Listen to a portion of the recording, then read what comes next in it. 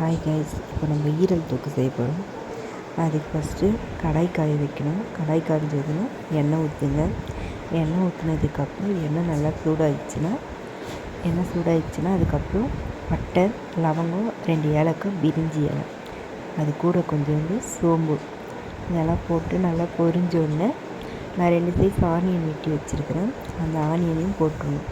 Onion போட்டு நல்லா வதங்கினோடனே நல்லா ஆனியன் போட்டு வதங்கினதுக்கப்புறம்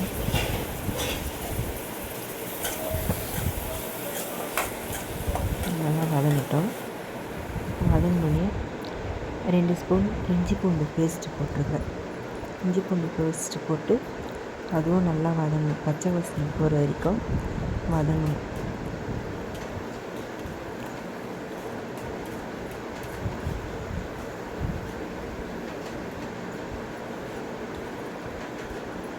அதுக்கப்புறம் நான் ஒரு தக்காளி ஒன்று அரிஞ்சு வச்சுருக்கேன். அந்த தக்காளியும் போட்டுருங்க.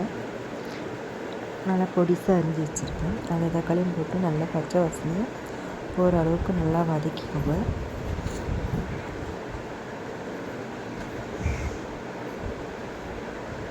கூட கொஞ்சோண்டு உப்பு போட்டு தக்காளி வதங்கினா கொஞ்சோண்டு உப்பு போட்டு வதக்கிக்கோங்க.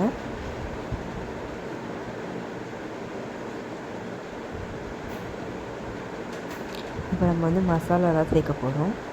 மஞ்சள்தூள், தனியாத்தூள், மிளகாய்த்தூள், கரம் மசாலா தூள் எல்லாத்தையும் இப்போ போட்டு நம்ம வதக்க போகிறோம். வதக்கினதுக்கப்புறம் நல்லா பச்சை வாசனை போகிற வரைக்கும் வதக்கணும்.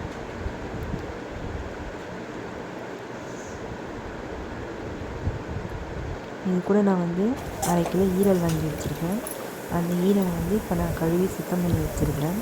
அதை இப்போ இதில் போட போகிறேன்.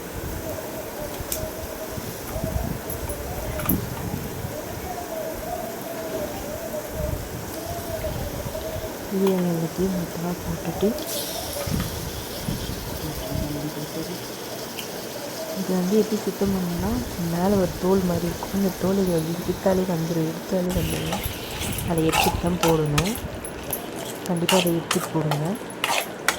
அதே மாதிரி நல்லா வதங்கி அந்த மசாலா போட்டுருங்க. அந்த மசாலா எல்லாம் இது கூட ஒன்றாக கலருங்க. நல்லா கலந்து விடுங்க. உங்களுக்கு உப்பு எவ்வளோ தேவையோ அவ்வளோ போட்டுக்கோங்க. நான் கொஞ்சம் உப்பு போட்டிருக்கிறேன். ஏற்கனவே உப்பு போட்டிருக்கிறேன். நான் கூட கொஞ்சோண்டு தண்ணி, வேகிற அளவுக்கு தண்ணி மட்டும் கொஞ்சோண்டு ஊற்றி அதை மூடி போட்டு வச்சிடணும். நம்ம 5 நிமிஷத்துக்கு ஒரு வாட்டி நம்ம கலரிகிட்டே இருக்கணும். அப்படி இல்லைன்னா அடி பிடிச்சிடும் அது. இப்போ நான் ஒரு தட்டு போட்டு மூடி வச்சுருந்தேன். அதை எடுத்து இப்போ கலர்னா இல்லைன்னா அடி பிடிச்சிடும் அது. 5 நிமிஷத்துக்கு ஒரு வாட்டி கண்டிப்பாக கலரிக்கிட்டே இருங்க, இல்லைன்னா அடி பிடிக்கும்.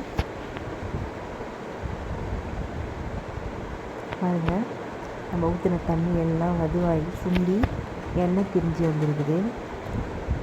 ஸ்டேஜில் நல்லா வெந்துடுச்சு. அது கொஞ்சோண்டு கொத்தமல்லி போட்டு லாஸ்ட்டாக மிளகுத்தூள் கொஞ்சோண்டு போட்டு சர்வ் பண்ணிங்க.